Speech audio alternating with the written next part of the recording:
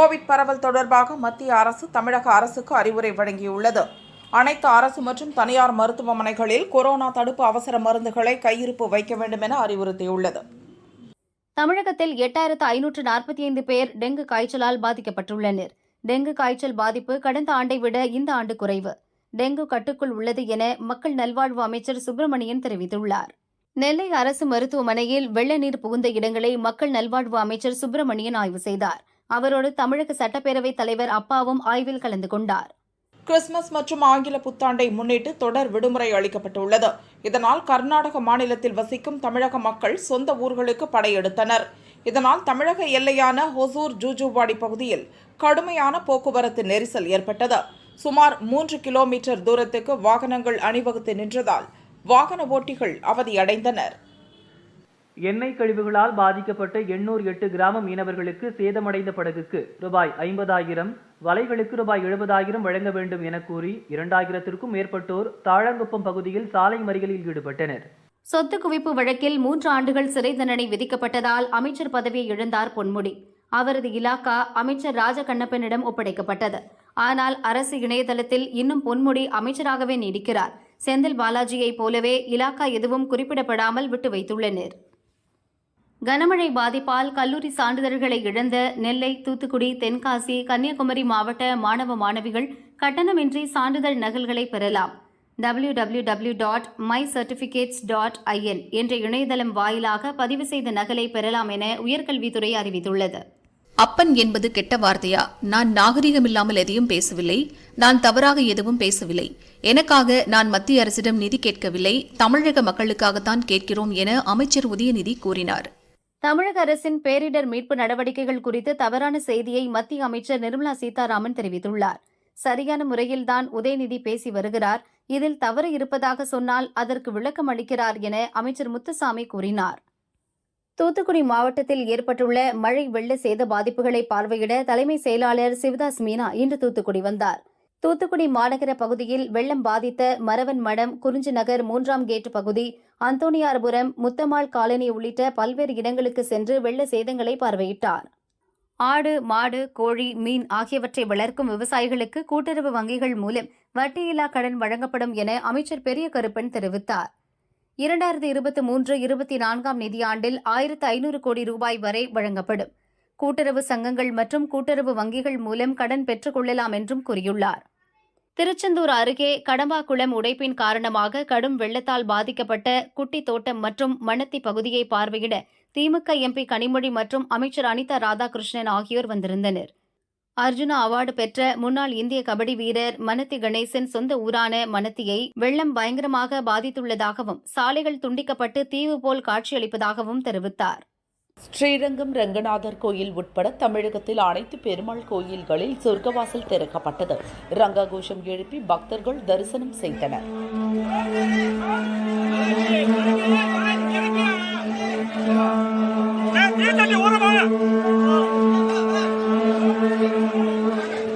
திருநெல்வேலி மாவட்டம் மணிமுத்தாறு அணையின் முழு கொள்ளளவான 118 அடியை இன்று மாலை எட்டியதால் அணையில் இருந்து வினாடிக்கு 2000 கன அடி வீதம் தண்ணீர் தாமிரபரணி ஆற்றில் வெளியேறுகிறது.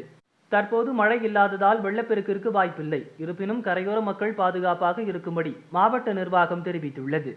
கர்நாடகாவில் ஹிஜாப் அணிந்து கல்வி நிலையங்களுக்கு செல்வதற்கு விதிக்கப்பட்ட தடை விலக்கப்படுவதாக முதல்வர் சித்தராமையா தெரிவித்தார். உணவு, உடை என்பது அவரவர் விருப்பம் சார்ந்தது. அதை ஏன் எதிர்க்க வேண்டும் என்றும் கூறியுள்ளார். விசா மோசடி வழக்கில் ஆஜராகுமாறு காங்கிரஸ் எம்பி கார்த்தி சிதம்பரத்துக்கு அமலாக்கத்துறை சம்மன் அனுப்பியது. அதன்படி டெல்லியில் உள்ள அமலாக்கத்துறை அலுவலகத்தில் விசாரணைக்காக கார்த்தி சிதம்பரம் இன்று ஆஜரானார். தேசிய விவசாயிகள் தினத்தை முன்னிட்டு முதல்வர் ஸ்டாலின் வாழ்த்து தெரிவித்துள்ளார். உழுவார் உலகத்தாருக்கு ஆணி எனும் அளவில் உலகை உய்விக்கும் உழவர்கள் அனைவருக்கும் வாழ்த்துக்கள். பெருமழையால் பயிர்களையும் கால்நடைகளையும் வாழ்வாதாரத்தையும் இழந்துள்ள விவசாயிகளை உறுதுணையாக நின்று தமிழக அரசு காக்கும் என கூறியுள்ளார். பாரதத்தின் கலாச்சாரத்தையும் உயரிய நெறிமுறைகளையும் பழமை வாய்ந்த இந்த தர்கா பிரதிபலிக்கிறது. அனைவரது நல்வாழ்வுக்கும் எனது பிரார்த்தனை, வாழ்த்துக்கள் என்று நாகூர் தர்கா குறிப்பேட்டில் கவர்னர் ரவி எழுதினார். நிர்வாக தோல்வியை மறைக்க மத்திய அரசின் மீது பழிபோடும் துருப்பிடித்து போன யுக்தியை மீண்டும் கையில் எடுத்திருக்கிறார் முதல்வர் ஸ்டாலின். ஆனால் இந்த முறை ஏமாற மக்கள் தயாராக இல்லை. ஆட்சியில் இருப்பது திமுகவா அல்லது வானிலை ஆராய்ச்சி மையமா? மக்கள் கோபத்தின் விளைவுகளை திமுகவால் இனி தாங்க முடியாது என தமிழக பாஜக தலைவர் அண்ணாமலை கூறியுள்ளார். இந்திய பெருங்கடல் மற்றும் அதனை ஒட்டிய தென்மேற்கு வங்கக்கடல் பகுதிகளில் வளிமண்டல கீழடுக்கு சுழற்சி நிலவுகிறது. இதன் காரணமாக தமிழகத்தில் வருகிற 29ஆம் தேதி வரை மிதமான மழைக்கு வாய்ப்புள்ளதாக சென்னை வானிலை ஆய்வு மையம் தெரிவித்துள்ளது. அயோத்தியில் கட்டப்பட்டுள்ள ராமர் கோவிலில் ஜனவரி 22ஆம் தேதி கும்பாபிஷேகம் நடக்கிறது. பிரதமர் மோடி, உத்தரப்பிரதேச முதல்வர் யோகி ஆதித்யநாத் உள்ளிட்ட முக்கிய தலைவர்கள், பிரமுகர்கள் பங்கேற்கின்றனர். இதையொட்டி ராமர் கோவில் வளாகத்தில் இறுதிக்கட்ட அழகுபடுத்தும் பணிகள் முழுவீச்சில் நடந்து வருகின்றன. கும்பாபிஷேக விழாவுக்கு அயோத்தி நகரமே முழுவீச்சில் தயாராகிறது. உத்தரப்பிரதேச மாநிலம் அயோத்தியில் புதிதாக சர்வதேச விமான நிலையம் நவீன வசதிகளுடன் கட்டப்பட்டுள்ளது. இதனை பிரதமர் மோடி வருகிற 30ஆம் தேதி திறந்து வைக்கிறார். விமான போக்குவரத்து ஜனவரி 5ஆம் தேதி முதல் துவங்குகிறது. பீகார் அரசுக்கு இருக்கும் தைரியம் தமிழக அரசுக்கு இல்லையா? ஜாதிவாரி கணக்கெடுப்பு நடத்தாவிட்டால் திமுகவை சமூக அநீதி கட்சி என மக்கள் பேசுவார்கள். திமுக அரசு சமூக நீதியை செயலில் காட்டவில்லை என பாமக தலைவர் அன்புமணி கூறினார். தமிழகத்தில் உடனடியாக ஜாதிவாரி கணக்கெடுப்பு நடத்த முதல்வர் ஸ்டாலின் உத்தரவிட வேண்டும். இல்லையென்றால் நாங்கள் சாலைக்கு வந்து கேள்விகளை வேறு விதமாக கேட்க நேரிடும் என்றும் தெரிவித்தார். கிறிஸ்துமஸ் விழா நடத்தும் இந்து சமய அறநிலையத்துறை அமைச்சரால் இந்து பண்டிகைகளுக்கு வாழ்த்து கூட சொல்ல முடியாது. இதுதான் திராவிட மாடல் என பாஜக எம்எல்ஏ வானதி கூறினார். சிறுபான்மையினரின் ஓட்டுக்காக இந்து மதத்தை திமுக அவமதித்து வருகிறது. எனவே முதல்வர் மற்றவர்களுக்கு பாடம் எடுப்பதை விட்டுவிட்டு அனைத்து மதங்களையும் சமமாக மதித்து போற்ற வேண்டும் என்றும் தெரிவித்தார். மதுரை மாவட்டத்தில் ஜல்லிக்கட்டுக்கான பாதுகாப்பு நடவடிக்கைகள் குறித்து கலெக்டர் ஆபீஸில் கலெக்டர் சங்கீதா தலைமையில் ஆலோசனை நடந்தது. அவனியாபுரம், அலங்காநல்லூர், பாலமேடு ஜல்லிக்கட்டு போட்டி விழா கமிட்டியினர்கள் மற்றும் கிராம பொதுமக்கள் கலந்து கொண்டனர். பிரதமர் மோடி கடந்த 9 ஆண்டுகளில் விளையாட்டு பட்ஜெட்டை 3 மடங்கு உயர்த்தியுள்ளார். நமது விளையாட்டு வீரர்கள் ஆசிய விளையாட்டு, ஆசிய பாரா விளையாட்டுப் போட்டிகளில் 100க்கும் மேற்பட்ட பதக்கங்களை வென்றுள்ளனர் என மத்திய அமைச்சர் அனுராக் தாக்கூர் கூறினார். சவுதியில் இருந்து மங்களூருக்கு கச்சா எண்ணெய் ஏற்றிக்கொண்டு கப்பல் ஒன்று வந்து கொண்டிருந்தது. அந்த கப்பல் மீது ட்ரோன் தாக்குதல் நடத்தப்பட்டது. போர்பந்தரில் இருந்து 217 நாட்டிக்கல் மைல் தொலைவில் நடத்தப்பட்ட தாக்குதலில் கப்பலில் தீப்பிடித்தது. தீ உடனடியாக அணைக்கப்பட்டது. சரக்கு கப்பலுக்கு உதவ கடற்படை கப்பல்கள் விரைந்தன. லோக்சபா தேர்தலுக்காக தேர்தல் அறிக்கை தயாரிப்பதற்கான குழுவை காங்கிரஸ் கட்சி அமைத்துள்ளது. 16 பேர் கொண்ட குழுவை காங்கிரஸ் தலைவர் மல்லிகார்ஜுன கார்கே நியமித்துள்ளார். ப. சிதம்பரம் தலைமையிலான இந்த குழுவில் பிரியங்கா, சித்தராமையா, சசி தரூர் உள்ளிட்டோர் இடம்பெற்றுள்ளனர். நீலகிரி மாவட்டம் குன்னூர் பகுதியில் நடந்த கிறிஸ்துமஸ் விழாவில் பங்கேற்க பாஜக பிரமுகர் வேலூர் இப்ராஹிம் சென்றார். பொதுமக்களுக்கு இனிப்பு வழங்க சென்ற அவரை போலீசார் தடுத்து நிறுத்தினர். அனுமதியின்றி சென்றால் கைது செய்வோம் என எச்சரித்தனர். போலீஸ் வாகனத்தை சாலையில் நிறுத்தி போலீசாரே போக்குவரத்தை நிறுத்தினர். இதனால் அவர்களுக்குள் வாக்குவாதம் ஏற்பட்டது. பின்னர் எஸ்பி உத்தரவுடன் அவர் இனிப்பு வழங்கிவிட்டு புறப்பட்டு சென்றார். மத நல்லிணக்கத்தை தடுப்பதுடன் திமுக செய்யும் அநியாயங்களுக்கு போலீசார் ஒத்துழைக்கின்றனர். இனிப்பு வழங்குவதை தடுப்பது சட்டவிரோதம். சட்டம் மற்றும் ஜனநாயகத்துக்கு எதிராக போலீசார் செயல்படுகின்றனர். திமுக அரசு கேவலமான அரசாக உள்ளது என வேலூர் இப்ராஹிம் கூறினார். புதுச்சேரி அருகே 2.5 அடி சிவலிங்கம், வேதபுரீஸ்வரர் சிலையும் கண்டெடுக்கப்பட்டது. சிலைகளுக்கு பொதுமக்கள் சிறப்பு பூஜை செய்து விருதுநகர் ஸ்ரீ ரங்கநாதர் ஸ்ரீனிவாச பெருமாள் கோயில்களில் சொர்க்கவாசல் திறப்பு நிகழ்ச்சி கோலாகலமாக நடந்தது. சுவாமியின் யானை வாகனம் சொர்க்கவாசலை திறக்க மகா தீபாராதனை பெருமாளுக்கு காண்பிக்கப்பட்டது.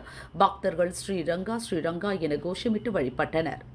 மதுரை தல்லாக்குளம் பிரசன்ன வெங்கடேச பெருமாள் கோயிலில் வைகுண்ட ஏகாதசியை முன்னிட்டு சொர்க்கவாசல் திறப்பு நிகழ்ச்சி நடந்தது.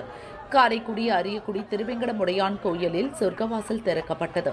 ரத்தின் அங்கி சேவையில் பழப்பந்தலில் ஸ்ரீனிவாச பெருமாள் ஸ்ரீதேவி பூதேவியுடன் எழுந்தருளினார்.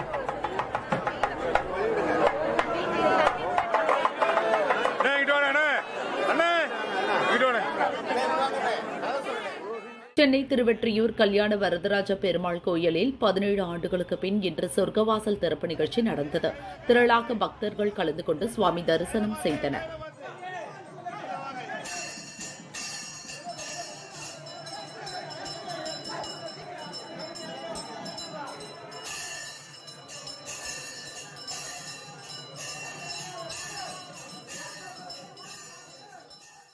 வைகுண்ட ஏகாதசி விழாவை முன்னிட்டு காஞ்சிபுரம் வரதராஜ பெருமாள் ரத்தின அங்கி சேவையில் கண்ணாடி அறையில் எழுந்தருளி பக்தர்களுக்கு அருள் பாலித்தார்.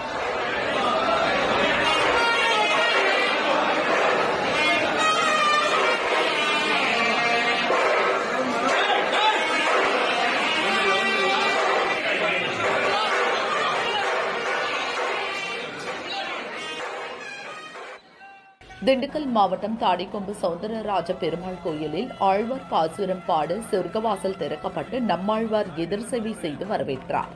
விருதுநகர் மாவட்டம் சாத்தூர் வெங்கடாஜலபதி சுவாமி கோயிலில் சொர்க்கவாசல் திறந்தவுடன் பூதேவி ஸ்ரீதேவி சமேதராக வைரமுடி கிரீடம் அணிந்து சாத்தூரப்பன் சுவாமி எழுந்தருளினார்.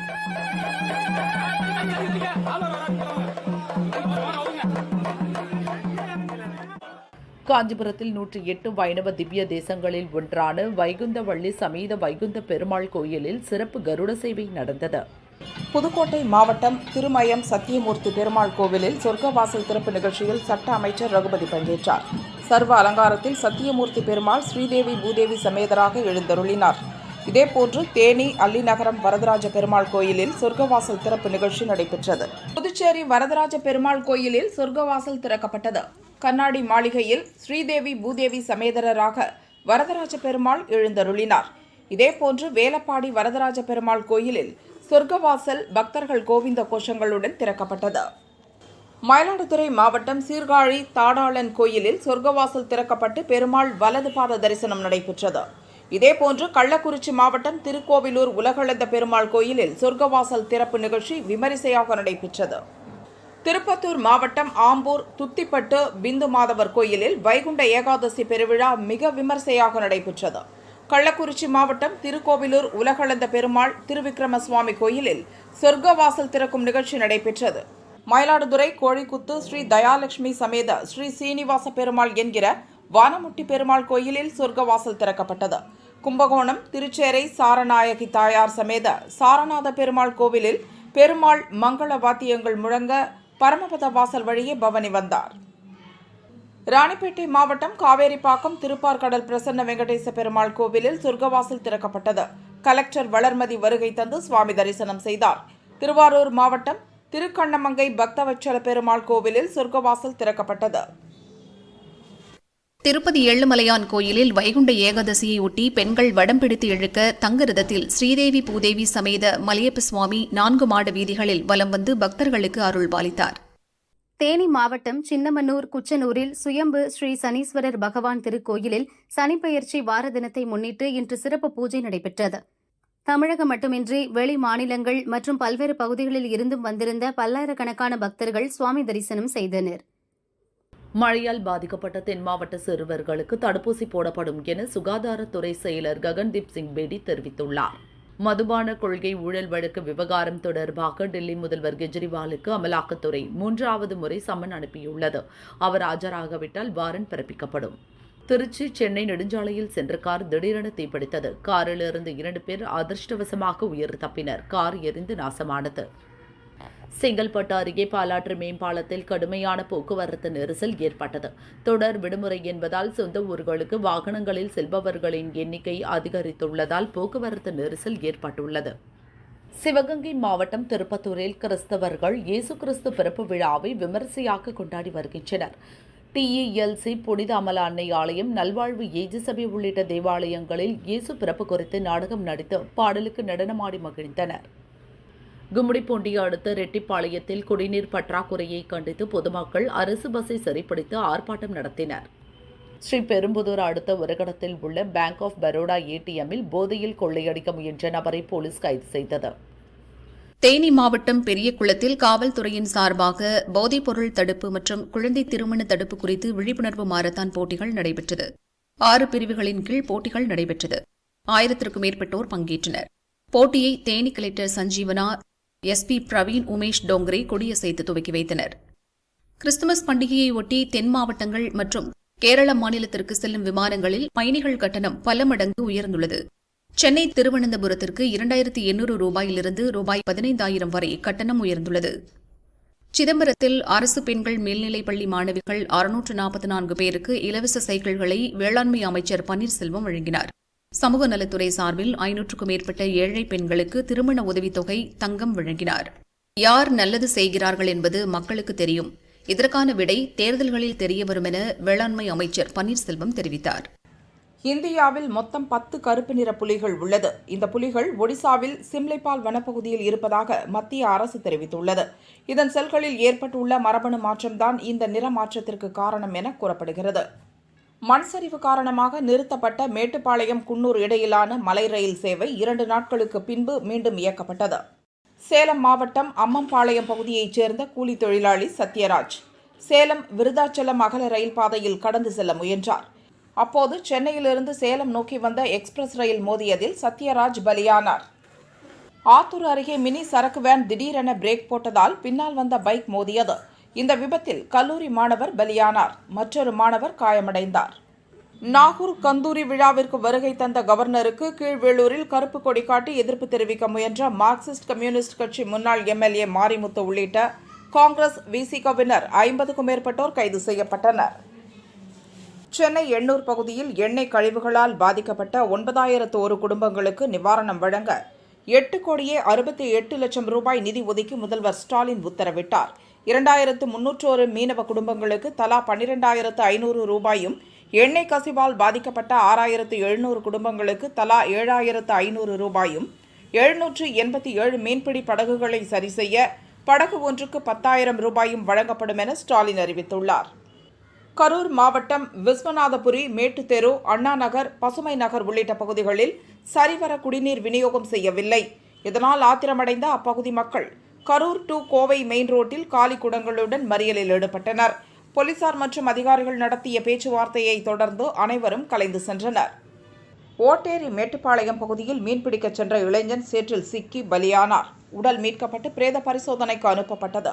புதுச்சேரி அரியாங்குப்பம் உப்புக்கார வீதி சுந்தரராசு என்பவர் வித்தியாசமான முறையில் டிஜிட்டல் பண பரிவர்த்தனை விழிப்புணர்வை மையமாக வைத்து நகல் ரூபாய் நோட்டுகளால் அலங்கரிக்கப்பட்ட கிறிஸ்துமஸ் குடில் செய்துள்ளார். குஜராத் மாநிலம் காந்திநகர் மாவட்டத்தில் டெக் சிட்டி உள்ளது. சர்வதேச நிதி சேவை மையமாக கருதப்படுகிறது. டெக் சிட்டியில் உள்ள ஹோட்டல், ரெஸ்டாரண்ட், கிளப்புகளில் மது அருந்த குஜராத் அரசு அனுமதி அளித்துள்ளது. இங்கு பூரண மது விலக்கு அமலில் உள்ள நிலையில் டெக் சிட்டி பகுதியில் மட்டும் மது அருந்த அனுமதி அளிக்கப்பட்டுள்ளது குறிப்பிடத்தக்கது. சொத்து குவிப்பு வழக்கில் பொன்முடி மற்றும் அவரது மனைவிக்கு 3 ஆண்டுகள் சிறை தண்டனையும் 50 லட்சம் ரூபாய் அபராதமும் விதிக்கப்பட்டது. இந்த நிலையில் பொன்முடி மூக்க அழகிரியை சந்தித்து ஆலோசனை நடத்தினார். சூரியனை ஆய்வு செய்வதற்காக இஸ்ரோ அனுப்பிய ஆதித்யா L1 விண்கலம் ஜனவரி 6ஆம் தேதி அதன் இலக்கான லெக்ராஞ்சியன் நிலைப்புள்ளியை சென்றடையும் என இஸ்ரோ தலைவர் சோம்நாத் கூறினார். லெக்ராஞ்சியன் புள்ளியை அடைந்தவுடன் அந்த இடத்திலேயே சுற்றி வந்து சூரியனில் ஏற்படும் நிகழ்வுகளை ஆய்வு செய்யும். அடுத்த 5 ஆண்டுகளுக்கு ஆய்வு செய்து தகவல்களை பூமிக்கு அனுப்பும் என்றும் தெரிவித்தார். நாகை மாவட்டம் நாகூர் ஆண்டவர் தர்கா 467ஆம் ஆண்டு கந்தூரி விழா வெகு விமரிசையாக நடைபெற்றது. விழாவின் முக்கிய நிகழ்ச்சியான சந்தனக்கூடு நிகழ்ச்சியில் கவர்னர் ரவி கலந்து கொண்டார். பெரிய ஆண்டவர் சமாதியில் இஸ்லாமியர்களோடு சிறப்பு துவா ஓதப்பட்ட நிகழ்வில் பங்கேற்றார்.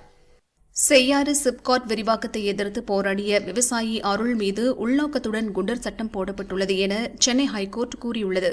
விவசாயி அருள் மீதான குண்டர் சட்டத்தை திரும்பப் பெறுவதுடன் சிப்காட் விரிவாக்கத்துக்காக விவசாய நிலங்களை கையகப்படுத்தும் திட்டத்தையும் கைவிட வேண்டுமென பாமக தலைவர் அன்புமணி தெரிவித்துள்ளார்.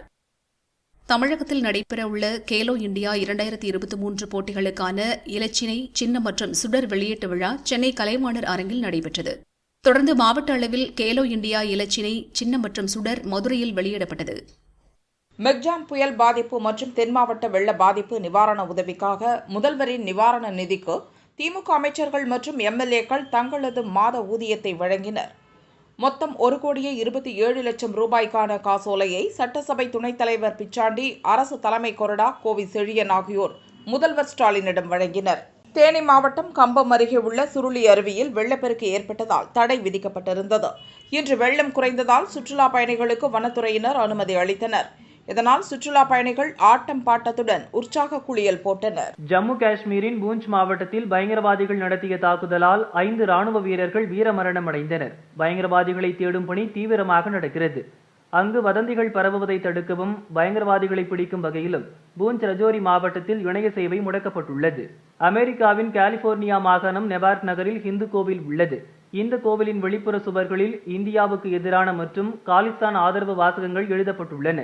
இதுபற்றி கோவில் நிர்வாகம் சார்பில் போலீசில் புகார் அளிக்கப்பட்டது. போலீசார் வழக்கு பதிந்து விசாரிக்கின்றனர். திருவள்ளூர் மாவட்டம் சாணார்பாளையத்தைச் சேர்ந்தவர் முரளிகிருஷ்ணன். இவரது மனைவி தனலட்சுமி, வயது 20. இவர் தற்கொலை செய்து கொண்டதாக அவரது தந்தை சேகருக்கு தகவல் தெரிவிக்கப்பட்டது. தனலட்சுமி மரணத்துக்கு காரணமான முரளிகிருஷ்ணன் மற்றும் அவரது குடும்பத்தினரை கைது செய்ய கோரி உறவினர்கள் 100க்கும் மேற்பட்டோர் சாலை மறியலில் ஈடுபட்டனர். போலீசார் நடத்திய பேச்சுவார்த்தையை தொடர்ந்து கலைந்து சென்றனர். ராமநாதபுரம் மாவட்டம் டி நாகனி கிராமத்தில் போஸ்ட் ஆபீஸ் கதவை உடைத்து லாக்கரில் இருந்த பணம் 19,834 ரூபாயை லாக்கரோடு மர்ம நபர்கள் திருடிச் சென்றனர். திருவாடானை போலீசார் மர்ம நபர்களை வலைவீசி தேடி வருகின்றனர். திருச்சி விமான நிலையத்தில் சுங்கத்துறை அதிகாரிகள் சோதனை செய்தனர். 3 பேர் 1414 கிராம் தங்கம் கடத்தி வந்தனர். 89,51,000 ரூபாய் மதிப்புள்ள 1414 கிராம் தங்கத்தை பறிமுதல் செய்து 3 பேரையும் வான் நுண்ணறிவு சுங்கத்துறை அதிகாரிகள் கைது செய்து விசாரணை நடத்தி வருகின்றனர். புதுச்சேரியில் வீடு, வர்த்தக நிறுவனங்கள், தொழிற்சாலைகளில் மின்கட்டணம் உயர்த்தப்பட உள்ளது. வீடுகளுக்கான யூனிட் கட்டணம் 75 காசுகள் வரை அதிகரிக்கும். ஏப்ரல் 1ஆம் தேதி அமலுக்கு வர வாய்ப்புள்ளதாக தகவல் வெளியாகியுள்ளது. ராணிப்பேட்டை மாவட்டம் பாலாஜா அருகே தேசிய நெடுஞ்சாலை சாலையோரத்தில் மருத்துவ கழிவுகள் கொட்டப்படுகிறது. இதனால் தொற்றுநோய் பரவும் அபாயம் உள்ளதாக அப்பகுதி மக்கள், வாகன ஓட்டிகள் குற்றம் சாட்டுகின்றனர். திருப்பத்தூர் மாவட்டத்தில் கடந்த ஓராண்டுகளில் காணாமல் போன செல்போன்கள் குறித்து அந்தந்த பகுதியில் உள்ள போலீஸ் ஸ்டேஷன்களில் செல்போன் உரிமையாளர்கள் புகார் அளித்தனர். அந்த வகையில் மீட்கப்பட்ட 149 செல்போன்களை உரியவர்களிடம் எஸ்பி ஆல்பர்ட் ஜான் வழங்கினார். தென்னாப்பிரிக்கா மற்றும் இந்திய அணிகளுக்கு இடையிலான முதலாவது டெஸ்ட் போட்டி 26ஆம் தேதி துவங்குகிறது. இந்த தொடரில் இருந்து இந்திய வீரர் ருத்ராஜ் கெய்வாட் விலகியுள்ளார். வலது கை விரலில் காயம் ஏற்பட்டுள்ளதால் அவர் விலகுவதாக பிசிசிஐ அறிவித்துள்ளது. கிறிஸ்துமஸ் பண்டிகையை முன்னிட்டு சென்னை சென்ட்ரல் கோழிக்கோடு இடையே வந்தே பாரத் சிறப்பு ரயில் இயக்கப்பட உள்ளதாக தெற்கு ரயில்வே அறிவித்துள்ளது. 25ஆம் தேதி அதிகாலை 4:30 மணிக்கு சென்னை சென்ட்ரலில் இருந்து புறப்பட்டு செல்லும்.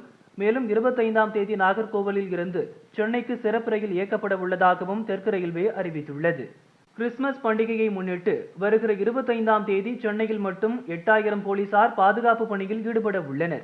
போலீசாருக்கு உதவியாக ஊர்காவல் படையினரும் கூடுதலாக சேர்க்கப்பட்டுள்ளனர் என சென்னை மாநகர போலீஸ் கமிஷனர் சந்தீப் ராய் ரத்தோர் கூறினார். வேலூரில் தென்னிந்திய திருச்சபை தேவாலயத்தில் கேக் வெட்டி கிறிஸ்துமஸ் கொண்டாடினர். தூத்துக்குடி வெள்ளத்திலும் சென்னை வெள்ளத்திலும் பலியானவர்களுக்கு அஞ்சலி செலுத்தப்பட்டது. போர்களில் பலியானவர்களுக்காகவும் சிறப்பு வழிபாடுகள் செய்தனர். திருவாரூர் மாவட்டம் மன்னார்குடி மாவட்ட அரசு தலைமை மருத்துவமனையில் கண் சிகிச்சை பிரிவுக்கு எம்எல்ஏவும் அமைச்சருமான ராஜா பரிந்துரையின் பேரில் ரூபாய் 25 லட்சம் மதிப்புள்ள கணினி கண் பரிசோதனை கருவி உள்ளிட்ட கருவிகளை தமிழக அரசு வழங்கியுள்ளது. இதன் தொடக்க விழா இன்று நடந்தது. தூத்துக்குடி, நெல்லை மாவட்டங்கள் தொடர் மழையால் கடுமையாக 2023ஆம் ஆண்டில் வெளியான படங்களில் முதல் நாளில் அதிக வசூலை செய்த இந்திய படமாக விஜயின் லியோ படம் இருந்தது. அதாவது 148 கோடியே 50 லட்சம் ரூபாய். அந்த சாதனையை 66 நாட்களில் முறியடித்துள்ளது. திருச்சூர் மாவட்டம் அதிரப்பள்ளி வனச்சரக பகுதியில் யானை ஒன்று சாலையை கடக்க முயன்றது. அந்த நேரத்தில் அந்த வழியாக வாகனம் ஒன்றில் இருந்து அதிக சத்தம் எழுப்பக்கூடிய ஹாரன் அடித்து யானைக்கு இடையூறு ஏற்படுத்தியுள்ளனர். இது தொடர்பான வீடியோ காட்சி வைரலாகி வருகிறது. யானைகளை யாரும் தொந்தரவு செய்தால் கடும் நடவடிக்கை எடுக்கப்படும் என வனத்துறையினர் எச்சரித்துள்ளனர். மதுரை மாடக்குளம் கண்மாயில் பழங்காநத்தத்தைச் சேர்ந்த கார்த்திக் கருப்பு உள்ளிட்ட 3 சிறுவர்கள் குளிக்க சென்றனர். கார்த்திக் கருப்பு என்ற சிறுவன் நீச்சல் தெரியாமல் நீரில் மூழ்கி இறந்தான். ஈஷா யோகா மையத்தில் ஆதியோகி சிலை முன்பு பிரதிஷ்டை செய்யப்பட்டுள்ள யோகேஸ்வர லிங்கத்திற்கு சப்தரிஷி ஆரத்தி நடந்தது. காசி விஸ்வநாதர் கோயிலில் இருந்து வந்த 7 உபாசகர்கள் யோகேஸ்வர லிங்கத்தை சுற்றி அமர்ந்து மங்கள பொருட்களால் லிங்கத்தை அலங்கரித்து சப்தரிஷி ஆரத்தியை நடத்தினர். 2015இல் மழை வெள்ளம் தாக்கிய போது அரசு உரிய நடவடிக்கை எடுக்காததால் பெரும் சேதம் ஏற்பட்டது. தற்போது பேய்மழை பெய்தபோதும் தமிழக முதல்வர் ஸ்டாலின் முன்கூட்டியே திட்டமிட்டு தக்க நடவடிக்கைகள் எடுத்ததால் சென்னையில் பெருமளவு பாதிப்புகள் குறைந்துள்ளது. பாகிஸ்தான் முன்னாள் பிரதமர் இம்ரான் கான், முன்னாள் வெளியுறவுத்துறை அமைச்சர் ஷா மெஹ்மூத் குரேஷி ஆகியோர் தூதரகம் அனுப்பிய ரகசிய தகவல்களை கசியவிட்ட வழக்கில் கைது செய்யப்பட்டனர். ஜாமீன் கேட்டு இருவரும் சுப்ரீம் கோர்ட்டில் மனு தாக்கல் செய்தனர். இருவருக்கும் நிபந்தனை ஜாமீன் வழங்கிய கோர்ட் தலா 10 லட்சம் ரூபாய் பிணைத்தொகை செலுத்த உத்தரவிட்டது. பல்வேறு வழக்குகள் நிலுவையில் உள்ளதால் இம்ரான் கான் விடுதலை செய்யப்படுவாரா என்பது கேள்விக்குறியாக உள்ளது. வெள்ளக்கோவில் தொகுதியில் அதிமுக சார்பில் போட்டியிட்டு 5 முறை எம்எல்ஏவாக தேர்ந்தெடுக்கப்பட்டவர் துரைசாமி. ஜெயலலிதா தலைமையிலான அமைச்சரவையில் ஊரக வளர்ச்சித்துறை அமைச்சராகவும் இருந்தார். வயது மூப்பு காரணமாக அரசியலில் இருந்து விலகியிருந்த அவர் இன்று காலமானார். இறுதிச் சடங்கு நாளை நடக்கும் என குடும்பத்தினர் தெரிவித்தனர். 2023ஆம் ஆண்டில் வெளியான படங்களில் முதல் நாளில் அதிக வசூலை செய்த இந்திய படமாக விஜயின் லியோ படம் இருந்தது. அதாவது 148 கோடியே 50 லட்சம் ரூபாய். அந்த சாதனையை 66 நாட்களில் முறியடித்துள்ளது பிரபாஸின் சலார் படம். பிரசாந்த் நீல் இயக்கத்தில் நேற்று வெளியான சலார் படம் முதல் நாளில் உலக அளவில் 178 கோடியே 50 லட்சம் ரூபாய் வசூலித்துள்ளதாக அறிவித்துள்ளனர். இயக்குனர் சிவாவின் தம்பியான நடிகர் பாலா தமிழ், மலையாள படங்களில் நடிக்கிறார். மலையாள பாடகி அமிர்தா சுரேஷை திருமணம் செய்த இவர் விவாகரத்து பெற்றார். இவர்களுக்கு ஒரு மகள் உள்ளார். இருவருமே இரண்டாவது திருமணம் செய்துவிட்டனர். முதல் மனைவியுடனான விவாகரத்து பற்றி பாலா கூறும்போது, நான் பார்த்த ஒரு காட்சி என்னை அதிர்ச்சியாக்கியது. அந்த நொடி என் வாழ்க்கையே இருண்டது போல் தோன்றியது. என் பெண் குழந்தையின் எதிர்காலத்தை மனதில் வைத்து என்னால் வெளிப்படையாக பேச முடியவில்லை என்றார். ஹிந்தியில் ஷாருக் கானின் நடிப்பில் இந்த ஆண்டு வெளியாகியுள்ள 3வது படம் டங்கி. ராஜ்குமார் ஹிரானி இயக்க தாப்சி, விக்கி கௌசல் உள்ளிட்டோர் நடித்துள்ளனர். ரசிகர்களின் எதிர்பார்ப்பை படம் முழுமையாக பூர்த்தி செய்யவில்லை. இதனால் வசூலும் டல் அடிக்கிறது. முதல் 2 நாட்களில் 103 கோடியே 4 லட்சம் ரூபாய் வசூல் செய்ததாக அறிவித்துள்ளனர். ஷாருக் கானின் முந்தைய படங்களான பதான், ஜவான் இரண்டுமே தலா 1000 கோடி ரூபாய் வசூலை கடந்தது. அந்த சாதனையை டங்கி முறியடிக்குமா என பார்க்கலாம். காமெடி நடிகர் வடிவேலு நடிப்பில் இந்த ஆண்டு வெளியான மாமன்னன் படம் அவரை சீரியஸான ஒரு நடிகராக உணர வைத்தது. சமீபத்தில் இந்த படத்திற்காக சென்னை திரைப்பட விழாவில் சிறந்த நடிகருக்கான விருதை பெற்றார் வடிவேலு. அவர் கூறுகையில், இப்போதெல்லாம் எனக்கு வரும் கதைகள் ஒரே சோக கதைகளாகவும் அழுகை கதைகளாகவும் வருகிறது. அவர்களிடம் நான் கொஞ்ச நாட்கள் ஆகட்டும், பிறகு இப்படியான கதைகளில் நடிக்கிறேன் என்று சொன்னேன் என்றார். பிரசாந்த் நீல் இயக்கத்தில் பிரபாஸ், ஸ்ருதிஹாசன், பிருத்திவிராஜ் நடிப்பில் வெளியாகியுள்ள படம் சலார். இந்த படம் பற்றி இயக்குனர் ராஜமௌலி கூறுகையில், ஸ்ருதிஹாசன் அற்புதமான நடன திறமையாளர், வித்தியாசமான நடன அசைவுகளை வெளிப்படுத்தக்கூடியவர். பிரசாந்த் நீல் ஸ்ருதிஹாசனின் நடன திறமையையும் பயன்படுத்தி இருக்கலாம் என்றார். தனுஷின் கொடி, சிவகார்த்திகேயனின் எதிர்நீச்சல் போன்ற படங்களை இயக்கியவர் துரை செந்தில்குமார். தற்போது சூரியை வைத்து கருடன் படத்தை இயக்குகிறார். இந்த படம் இறுதிக்கட்டத்தில் உள்ளது. அடுத்து இவர் லெஜெண்ட் சரவணனை இயக்கப் போகிறாராம். இவர் சொன்ன கதை பிடித்து போக இவரது இயக்கத்தில் நடிக்க சம்மதம் சொல்லியுள்ளார் சரவணன். இயக்குனர் அருண் மாதேஸ்வரன் இயக்கத்தில் தனுஷ் நடித்துள்ள திரைப்படம் கேப்டன் மில்லர். இந்த படத்துக்கு ஜிவி பிரகாஷ் இசையமைத்துள்ளார். பொங்கலுக்கு படம் ரிலீஸ் ஆகிறது. இந்த படத்தின் டீசர் மற்றும் முதல் பாடல் வெளியாகி கவனம் பெற்றது. இன்று உன் ஒளியிலே என்ற பாடல் வெளியிடப்பட்டது. இந்த பாடல் சோஷியல் மீடியாக்களில் வைரலாகி வருகிறது.